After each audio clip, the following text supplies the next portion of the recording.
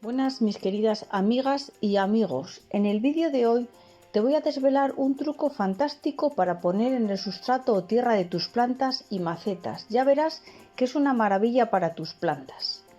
Pero antes de comenzar quiero recordarte que estás en el canal de Flores y Mariposas y que si todavía no te has suscrito lo hagas para no perderte futuros vídeos muy interesantes que sacaremos en este canal. Son vídeos muy variados sobre las plantas, flores, sustratos, abonos, consejos de jardinería, compostaje, mariposas, consejos de salud, manualidades y todo lo que te puedas imaginar relacionado con plantas y flores. Asimismo, quiero pedirte que me dejes un me gusta a este vídeo. Para ti es totalmente gratis y nos ayuda mucho al canal. Gracias. Pues bien, este componente que siempre deberías de poner en tu sustrato o en la tierra de tus plantas, ya sean plantas de interior, plantas de exterior, plantas de huerto, en maceta o jardinera, etc., se trata de unas pequeñas bolitas blancas, como veis en las imágenes, que se llaman perlita y que siempre deberían de estar ahí. Ya sé que muchos de vosotros ya lo conocéis, pero ¿la usáis con frecuencia en vuestras plantas? Esa es la pregunta. ¿Sabéis lo que es la perlita y para qué sirve? La perlita es un material de origen natural, aunque pueda parecerse al corcho del polispán, no lo es. Se trata de un vidrio volcánico que en su estado natural es de un color grisáceo, pues tirando a negro. Entonces lo exponen a altas temperaturas, con lo que hace que se expanda, y es entonces cuando adquiere su color blanco. Si lo viéramos de cerca, vemos que son como pequeñas esponjas naturales que están llenas de muchos poros. Es decir, es un material muy poroso que por ahí luego es por donde va a absorber la humedad. Es importante no acercar este polvo a la nariz, ya que es tóxico y podría irritarnos las fosas nasales e incluso los ojos. Os recomiendo aplicar este producto con guantes, como veis en las imágenes.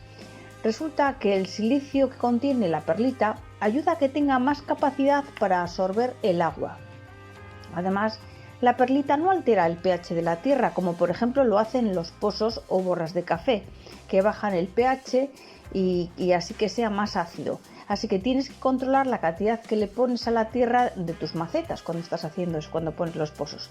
Lo contrario ocurre cuando echas ceniza, es decir, que el pH sube y será más alcalino, así que también tenemos que controlar la cantidad que echamos a nuestras plantas. El caso de la perlita es distinto, ya que nos va a dejar que el pH del suelo totalmente neutro, por lo tanto el suelo se va a quedar totalmente estable.